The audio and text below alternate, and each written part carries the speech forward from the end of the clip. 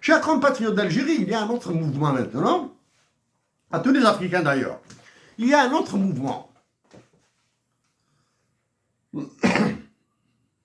qui vous est difficile de cerner. Ça et là, c'est un mouvement qui vient des États-Unis d'Amérique. Hein. C'est un mouvement qui vient des États-Unis d'Amérique. Sauf qu'il est conduit par trois optiques différentes. Il y a l'optique de George Soros, il y a l'optique d'Elon Musk et il y a l'optique de Steve Bannon. Et actuellement, c'est l'optique de Steve Bannon qui fonctionne.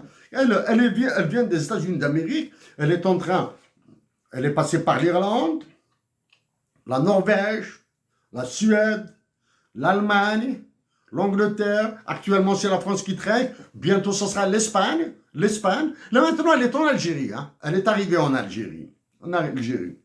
Ainsi, d'un côté, le banditisme, les agressions, les crimes de droit commun, là. Hein. Et ensuite, il y a les crimes pénaux, c'est-à-dire les assassinats. Hein. Donc, il y a des voyous, armés ou non armés, qui s'organisent et qui sèment la terreur en Algérie. Sèment la terreur. La terreur. Dans les cités, dans les villages, dans les villes, etc. Et en face, vous avez la police, la gendarmerie et surtout le dégât de l'absence de la sécurité militaire.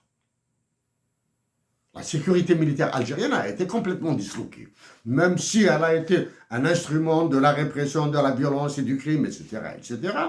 La sécurité militaire aurait pu aider à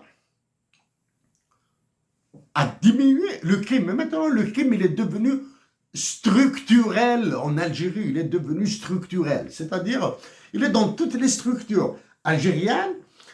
Chaque niveau alimente l'autre niveau, etc. Donc là, il faudra... Ce crime structurel s'articule autour des gangs, des narco-États, des gangs les gros nababs du trafic de drogue et de stupéfiants. Là.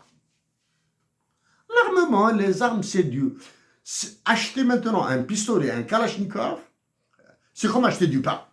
Bon. Donc il y a, d'un côté, il y a ceux qui dénoncent, à travers des vidéos, à travers ceci, à travers cela. Il y a d'autres, côté policiers, etc. C'est les généraux algériens sont idiots. Ils croient qu'en laissant les violences s'installer en Algérie, ils croient qu'ils seront les sauveurs. Ah non, vous êtes les instigateurs. C'est de votre faute la violence qui s'installe là. Parce que vous avez privatisé la justice, vous avez privatisé la police, vous avez mis au pas, les structures de sécurité et de sûreté, etc. Donc là, il y a ce mouvement. C'est un mouvement qui risque de vous ravager. Donc, actuellement, il est très apparent à Alger, à Oran, il commence à apparaître à Tizi Ouzou et à Béjaïa. Ok. À Tizi Ouzou et à Béjaïa, qu'est-ce qui va se passer? En plus de cet entretien de la violence par les gangs, par les voyous, etc., etc., il y a cette bonne dame-là, qui annonce la mise en exploitation du chantier, du projet de Terramine à Ouadamezor. Madame, ça, je vous renvoie au ministre de l'énergie qui est passé ministre d'État. Hein. La politique du ministre, conduite par ce ministre de l'énergie, hein, ministre d'État, elle est équivalente à la politique de la Banque d'Algérie. Les deux politiques de l'énergie, des mines, c'est-à-dire de la braderie et de la monnaie, du dinar, et ce qui se passe avec le dinar et le commerce international algérien, etc. Bien sûr, appuyé par les généraux, et pas celui qui occupe le Mouradia, celui qui occupe le Mouradia ne comprend absolument rien à ce qui se dessine. Okay. Donc il y a cette bonne dame qui relance Wadamezor, Teramin Wadamezor. Madame, vous a-t-on ordonné de le déclencher pour que la vallée de la Soumam s'embrase, et contre la vallée de la Soumam s'embrase, elle sera massacrée comme en 2000, comme avant, etc., etc., et que la vallée du Mont Tizi Ouzou et sa région va s'embraser aussi. Ensuite, là, vous allez justifier des états d'urgence, etc., et le maintien de ces deux ordres actuels, c'est-à-dire le maintien des généraux, etc., etc. Madame, réveillez-vous. Ouais, vous pouvez accepter d'être ministre. Du moins, on vous a ordonné d'être ministre, vous serez ministre, etc. Mais modérez un petit peu vos mots. Chers compatriotes d'Algérie, chers frères et sœurs d'Afrique, et l'intelligence de la paix, là.